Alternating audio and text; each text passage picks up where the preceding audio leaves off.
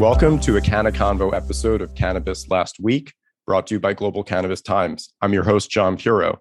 Now, before we get to an awesome interview, I want to note that any opinions I express are my own and not those of my law firm, Zuber Lawler. Bob, I always like to do a quick prayer to the video chat gods. May our Wi-Fi connections be sturdy, all dogs and children remain quiet, and may Amazon Prime another time. Amen. Now, Amen. I have to say amen as well, John. There you go. Now, I have the pleasure of introducing Bob Fireman, CEO of MariMed Inc., which is an MSO with 17 licenses in 6 states. Let me know if I'm behind on any of the numbers. 300,000 square feet of cultivation space, approximately 276 employees, and a number of proprietary and partner brands. Now, Bob, yeah. I think we've gone beyond 17 licenses since that was written. Okay. I'm sorry, Bob. I got to. We may have 400 or 500 employees under our management at the time, but you're doing it. Okay. So, Bob, you have a very, very diverse and interesting background as an attorney, an investor, a loyalty marketing exec. I'm just curious to know, which of these experience has been most instrumental in helping you build MariMed? And of the industries that you've been in, which one do you think has been most informative about the cannabis industry? Thank you for having us today. Pleasure. And thank you for a podcast like this to help spread the message about the industry, the good people in it, and all the good things we try to do. I think my diverse background into law and helping incubate new ideas and new businesses, representing people in different countries. I think this cannabis industry is so challenging that I think it takes the whole gamut of my experience to approach this industry that's different and harder with its issues of compliance, regulation, and obviously we've been at it so long. I think when you look at MariMed or myself, we were looking at cannabis over 12 years ago when there was only California and Colorado. So I think we've had the experience of seeing it mature, seeing it migrate east, seeing how medical cannabis has evolved state to state, and now seeing how adult use. I think we've taken it from more of a cottage patch, unsophisticated industry with a bunch of people passionate about making it legal. And now we see more of finance and business acumen and money. And I think at MariMed, we try not to lose our mission to use cannabis to help improve the lives and health of people. But I think there has to be a balance between expansion, professionalism, but we need to keep our face on the fact that this plant is still illegal, and it needs to be inclusive of the people that help get it legalized and are passionate about the plant and what it does to help their lives. So I think maybe that's a long answer for a question. It's taken everything I know, and then we had to learn. Every state is different, every nuance.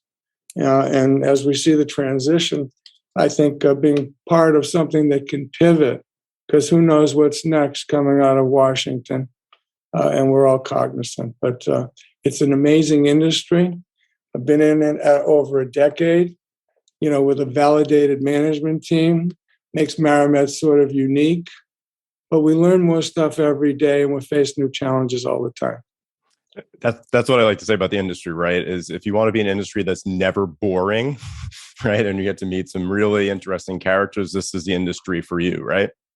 Right. And right now it's, as you know, it's facing headwinds and challenges that it never had. We look at these robust eastern states with better limited licenses, but the challenges of California are now going to happen as these markets mature. People think that they forget that the law of economics, supply and demand, will affect even this cannabis industry. You touched upon a couple of states that I find of interest, right? Because here I am, an East Coaster, but I think that to a certain extent, one of the biggest stories in the industry is the California market, its issues kind of taming the illicit market, and how, what do they say? Like $12 billion of cannabis is grown in California, 4 to 5 is sold in the regulated market. The rest probably spreads eastward and undermines all the regulated markets. So you've been in the industry for a decade. Do you think sometimes it's almost, frustrating, or it's just, do you see regulators making the same mistakes, having the right intentions, but kind of not necessarily learning from some of the other states and the issues that have arisen? Well, I think there's two sides of that answer. One is that the new states coming on board have learned from the other states that have worked out regulations and developed rules and processes. So when the eastern states started, Maryland learned from Massachusetts, and now everyone's looking at the best models, whether it's Pennsylvania, and the new states coming on are adopting the best of the best. And some of those state regulators are talking to each other and have their own conferences. That being said, it's 20 years of California, and California started with unregulated. It was allowed, but every county had its own, every issue, every jurisdiction. The unregulated led to regulation. And when California adopted regulations, it's killed their industry, forgetting about the environmental and special taxes they have. I mean, what's unfortunate about California is now there's limited stores fighting for oversupply. I mean, we've seen over the last 2 years, the smartest people I know with the most experience in the country of California is a country of itself. Yep. They've been humble. We saw the top brands because of the oversupply of the regulations has forced the black market. And as you say, unfortunately, that black market of oversupply is in New York, Massachusetts, Pennsylvania, and it creates a problem for the regulated legal markets here in the States. I mean, when we look at statistics of what we can measure, the black market sometimes is equal to the legal market in the East Coast states. So how do we stop that? I mean, obviously, there's confusion in the law enforcement of what's legal and what to do. Mm-hmm.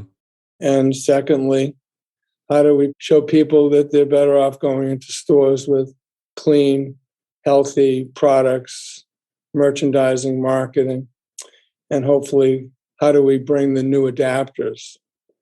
I mean, new people to the industry to make it larger. So these are the challenges that we have. But, regulation has been a good thing.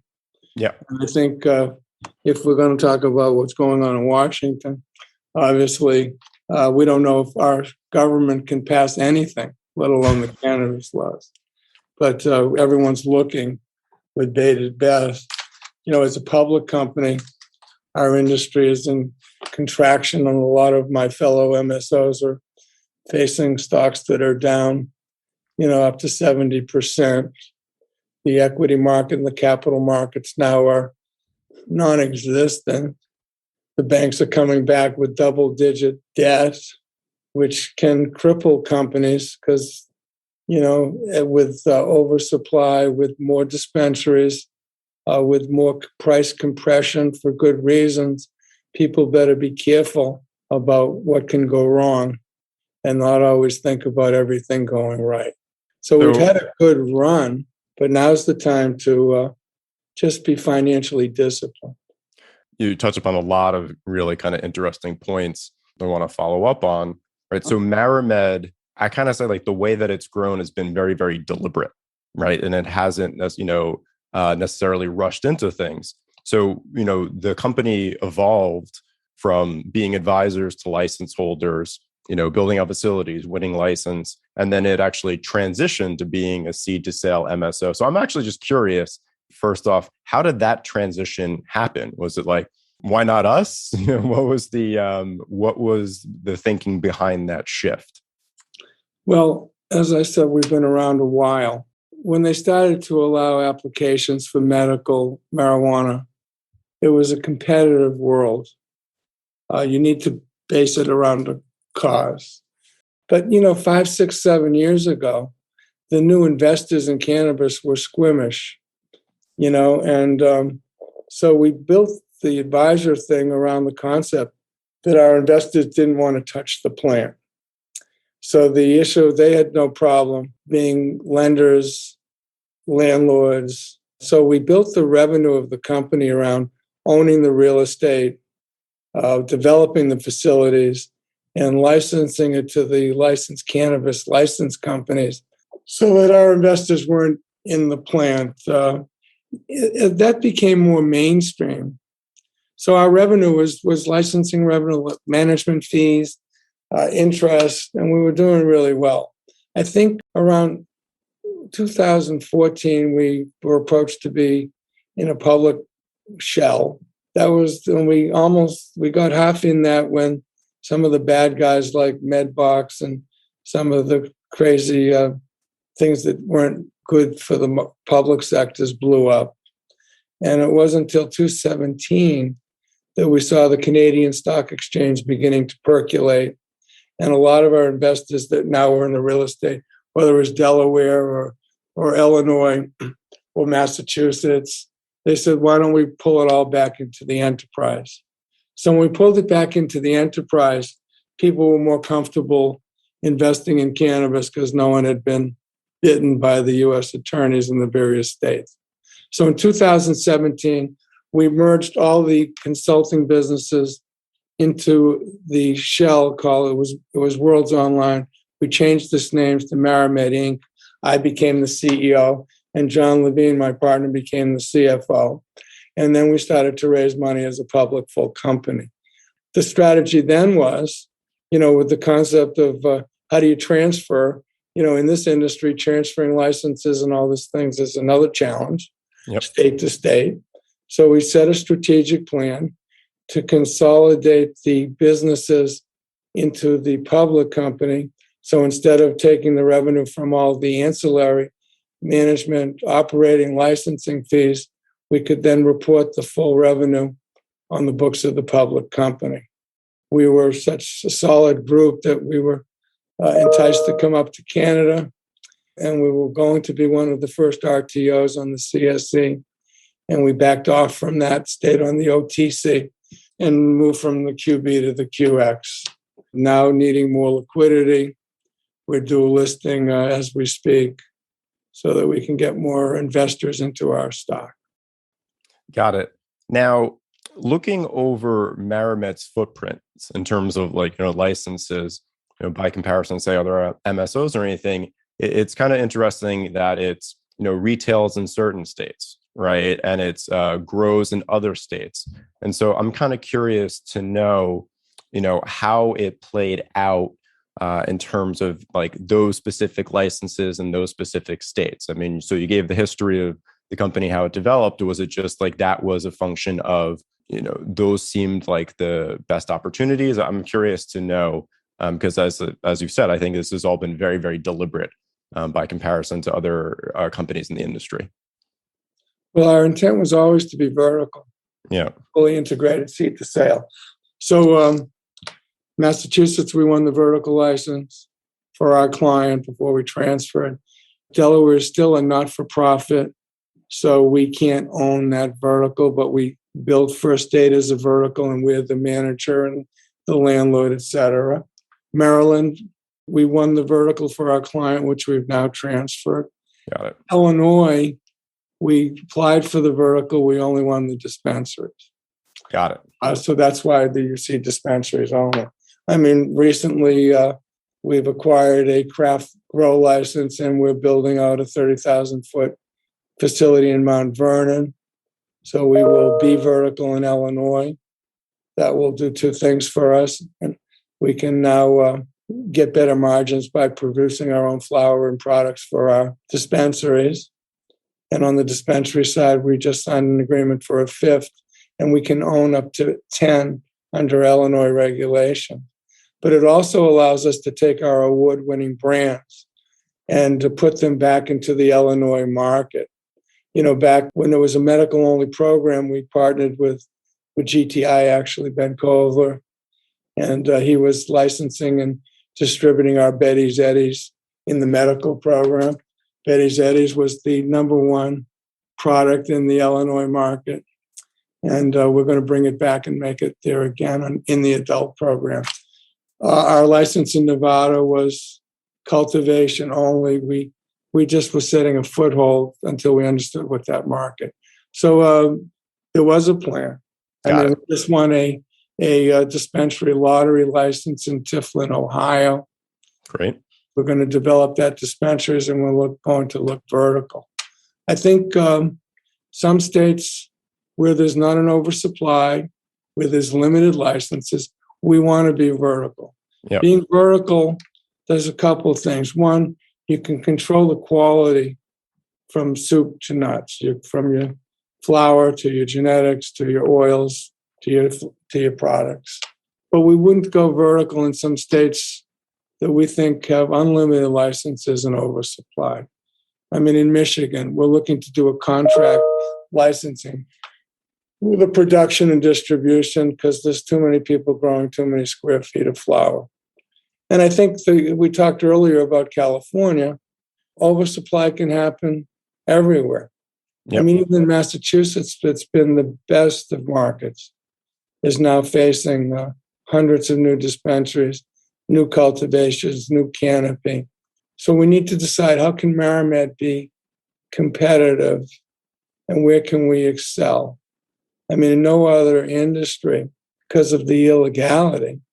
You look, John, at cannabis, we're the farmers, we make the products and the oils, we create the brands, we own the retailers, distribution, direct to consumer.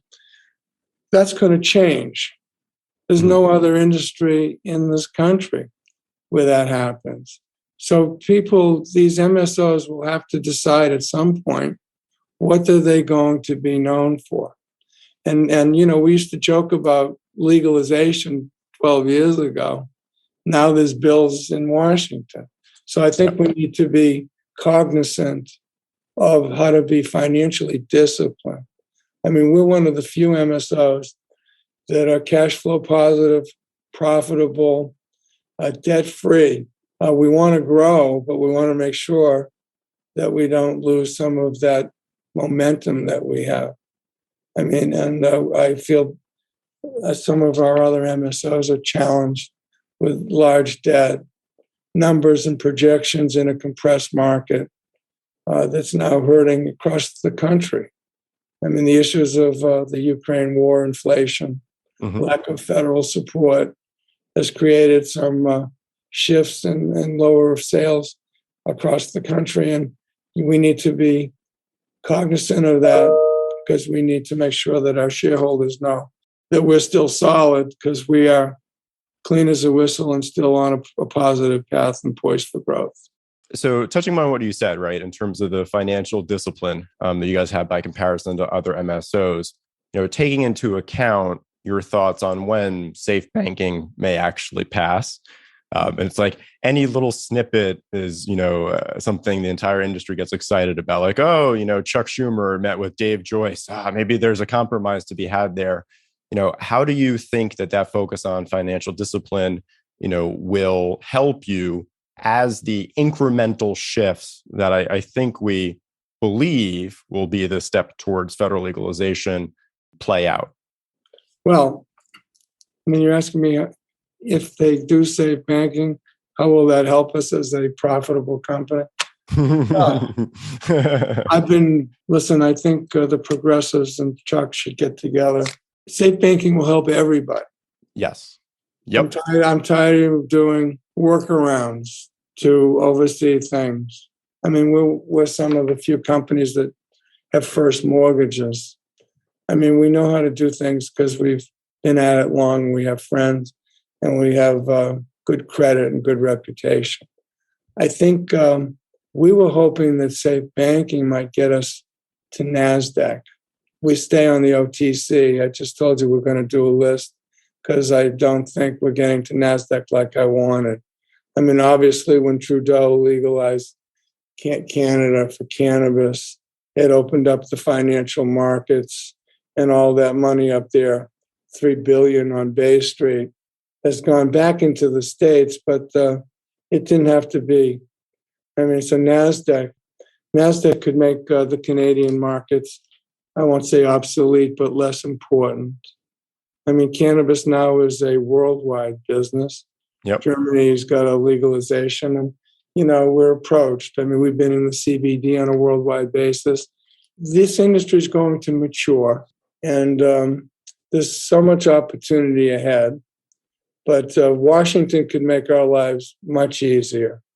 I mean, get rid of 280E, allow us to get on exchanges, allow banks to give us real commercial credit, so we're not at the whim of private equity and double-digit interest rates. People leveraging sale leasebacks and just overpaying, because as the margins come down, because of the competition at retail, because of the competition at wholesale, these industries can't afford to pay the local tax, the state tax, the 280E, and it's oppressive.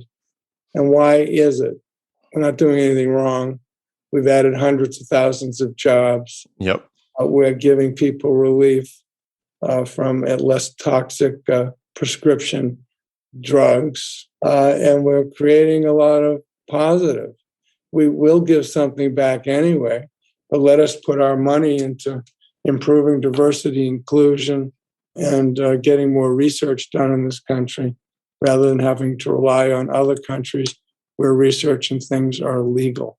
Yeah, I mean, you're preaching to the choir, I tell you that. And it seems like, it's interesting seeing how some of the different developments are trying to chip away at some of these issues, like the states that are now trying to pass legislation to soften the blow of 280E, right? Or the organizations that are trying to hammer home the point to, federal legislators that safe banking helps everyone, right? We now are one of the only industries that's really, there's a lot of cash post-pandemic, and people are getting robbed, in awful amounts of frequency and everything. So I think it's interesting to watch. I mean, there's that story about some of the MSOs that are going to be suing the federal government relating to 280E. So it's interesting to see how all these different approaches are happening organically, and wondering which of them will finally be the domino to kind of topple some of these impediments.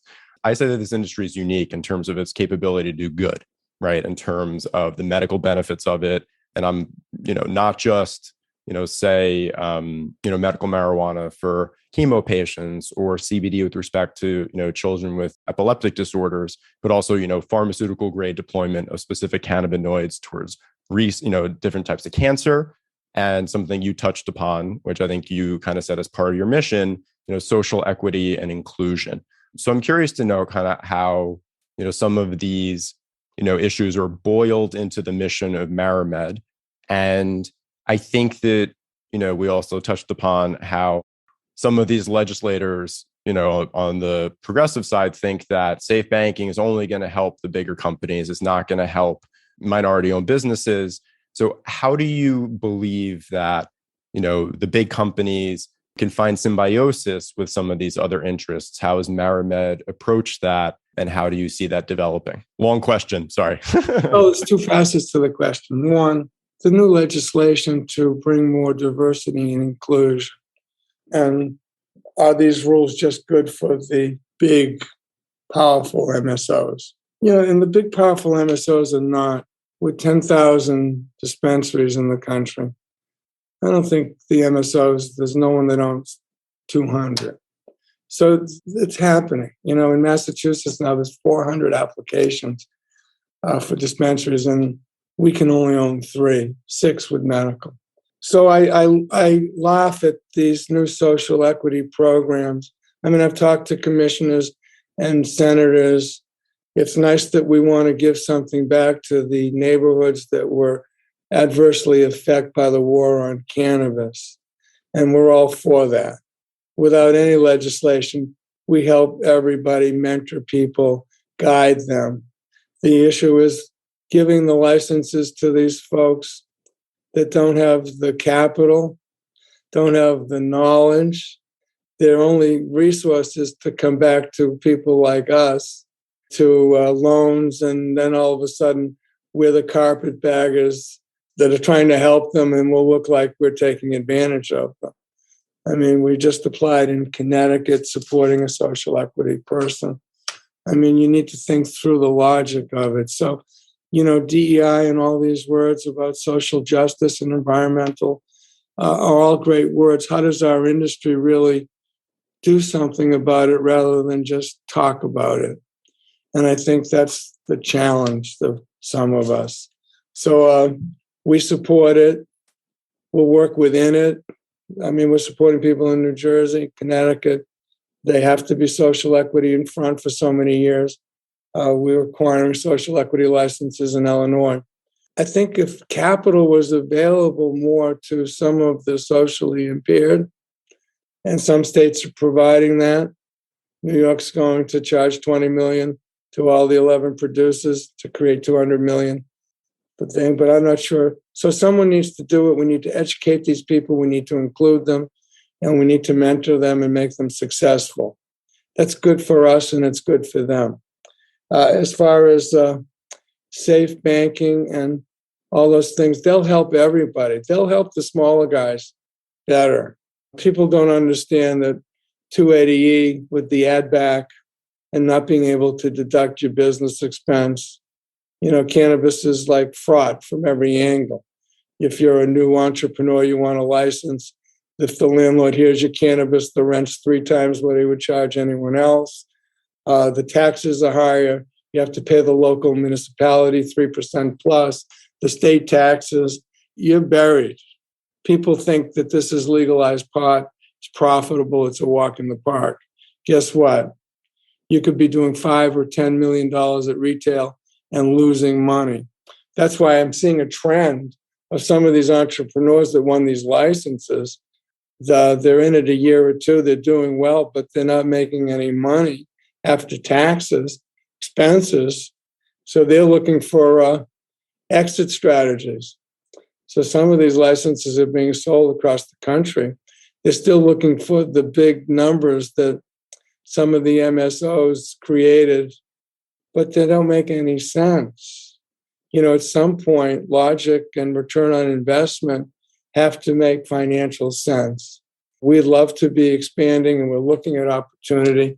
We don't like to overpay like some of the other brothers. They raised hundreds of millions of dollars. They had to have a license in Pennsylvania or wherever states, and they moved on it. But we're not going to do something that's not accretive to our shareholders. If someone wants to come under the MariMed umbrella and be part, because they're in competitive markets, they need brands, they need professionals, they need capital, then come in with us, make money with us. We're not the company that's going to overpay for something that will take years to get our money back. So I think we're still in an industry that's growing. There's so much room for talent. I think the big money shouldn't be penalized for creating the industry, but there should be room for us to help. And in states that don't even put legislation forward where the medical programs like ours are not inclusive in the adult programs, those are going to fail because the people coming in can't survive without us because of our knowledge, our expertise, and our professionalism. So we need to be smart, and things have to be reasonable. Yeah, I mean, understood, right? If there's any, it's an interesting industry, right? Because it's a sexy one, it's appealing, right? People want to hop in, and yet they don't necessarily know exactly how, all the difficulties that are stacked up against them. And as you said, right, one of the benefits of your experiences is that you could help educate people that these, the regulators and these systems are trying to help. Now, you touched upon something else that I think you said is important to what you guys are building with MariMed. And it's something that's a huge emphasis in the industry right now is brands.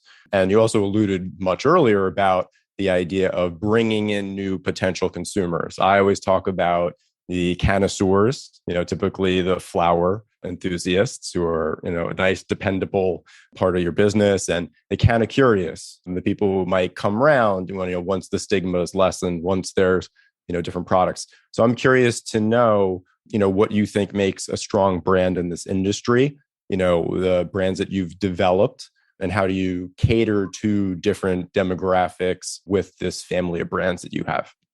Sure.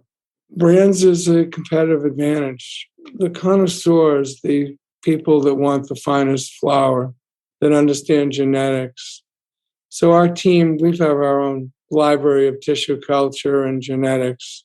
And in it, we've created the top-selling flowers in the states that we produce under our brand Nature's Heritage. So we're the premium brand in Massachusetts. We get the highest pricing, and we're looking to be not a volume producer, but we'd like to say we're craft growers at scale. We're not going to compete in a commodity with a fight to the bottom on price. We want to create a product that fulfills the needs and is consistent as quality, and people know it. Those stoners, the smokers, the people that appreciate flower are still around. I mean, flower sales in some states is still 50, 60, 70% of sales. Yep. So on the infused product side, you again need to take the quality of your flower and put it into the quality of your oils, your concentrates. We've been lucky with our brand Betty's Eddies, Betty's Bedtime, to create a taffy that's so popular it sells itself. So we're one of the top selling, if not the top selling edible in every state. We've introduced Betty's Eddies. That being said, we've now launched our Vibations, which is a powdered, getting us into the drink mix, into the beverage category. Our Bubby's baked goods is like an old-fashioned brownies and cookies, and it's killing it. And we taken on a new marketing partner and a whole group here.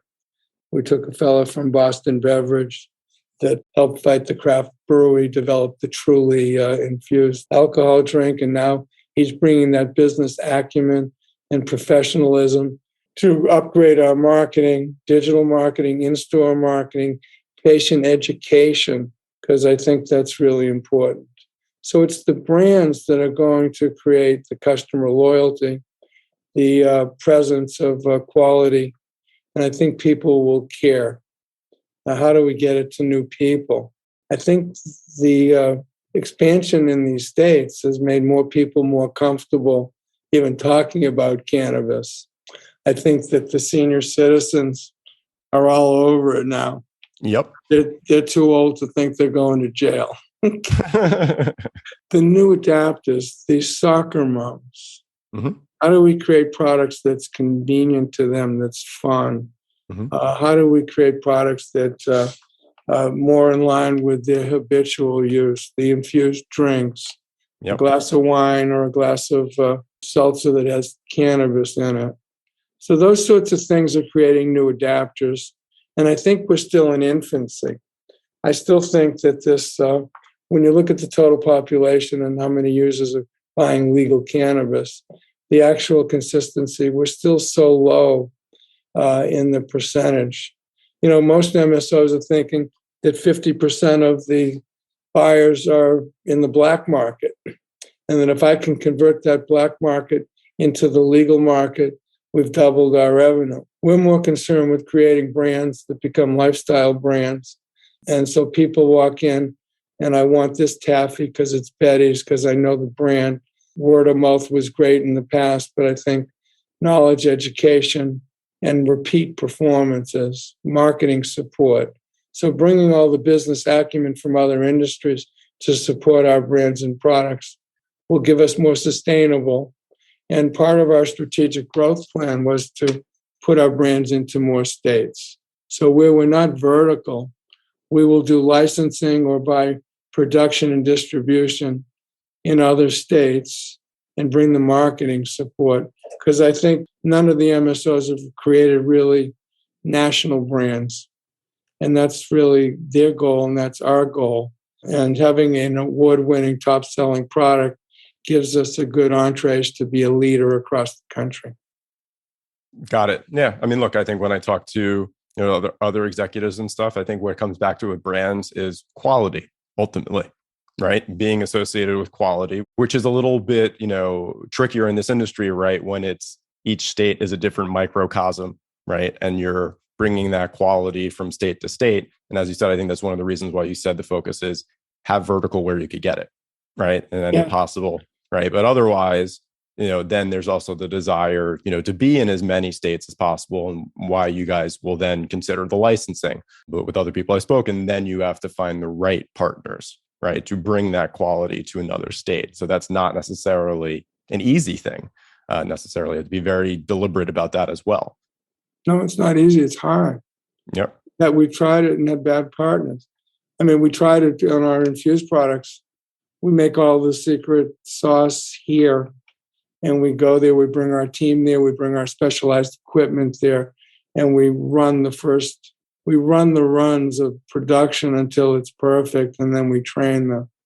But consistent. That's what you walk in and you know what a beer aspirin is, or you need to have that consumer acceptance that it's trusted product, that it fulfills the needs. I think you mentioned earlier, I think the industry is going to get more professional on the medical side. Mm-hmm. I think in our labs and our innovation scientists are looking at all the other cannabinoids that are in the spectrum of the plants. Mm-hmm. People know CBD, they know THC, but I think new formulations between CBG, CBN, THCVA. We're doing some research and stuff that create different scientific effects. People know I want something for sleep, I want something for energy. But I think the future will bring more focused use of minor cannabinoids to create different effects and benefits and to fill in more needs of the customers. And I think we need to do that, especially before legalization, because we know the Pfizers of the world, will be doing that someday in this space. No, I agree. You're preaching to the choir on that too. I always say CBG is my second favorite cannabinoid, and we're just scratching the surface of that. And I mean, the medical side, CBN with neurodegenerative benefits, there's going to be the health angles, but also, as you said, the experiential, right? I mean, I think we all experienced hands know that sativa versus indica is a BS distinction, right? More attention should be given to terpene profiles and everything, and an increased emphasis on the, what these other cannabinoids can offer in terms of that, I think is very, very exciting. So now I have to ask, right? I thought it was a genius marketing move. The world's largest pot brownie that you guys made and got a ton of coverage. Well, I guess I have to ask one question. What happened to it? I don't know if that was what happened to it, and what were some of the after effects of what was obviously great marketing on your part? My chief communication officer, Howard Schachter, he was the father of that idea. He's in the room, so I'm plugging him. I think we were coming out with a new brand of old-fashioned products. We were coming out with it around the time of National Brownie Day. And I think our promotional and advertising team came up with the idea of making a big product. The brownie was 850 pounds. I think it had 20,000 milligrams of THC in it. And it went viral. Yep. It went 5 billion impressions. Wow. That week we were Jimmy Kimmel, Saturday Night Live, USA Today. We're all plugging it.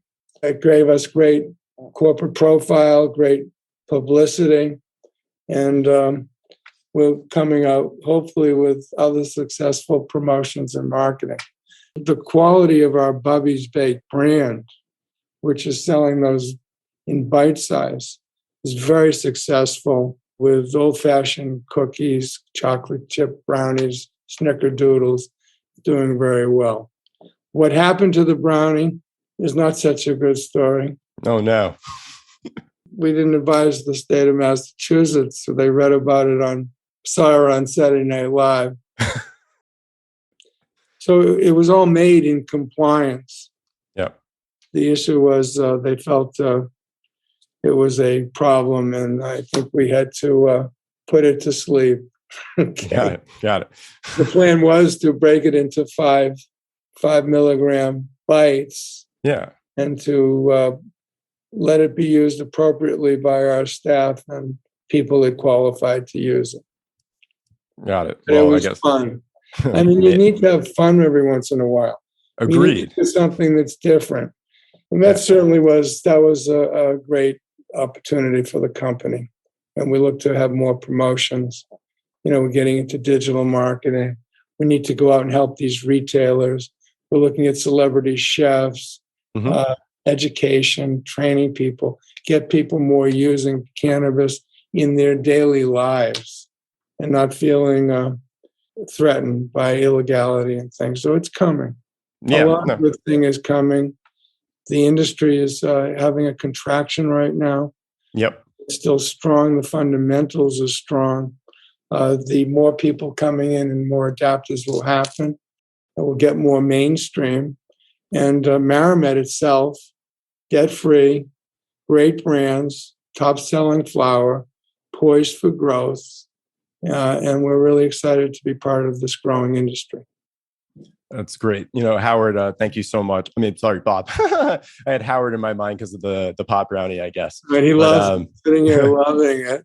Yes. No, I mean, may it rest in pieces, I guess. He's a Yankee guy, and you're just plugging him. I understand, John. There you go. Look, I respect your organization. I mean, let's be honest. I'm jealous. How many championships do you guys have in the last 20 years by comparison to us? Yeah. Not enough.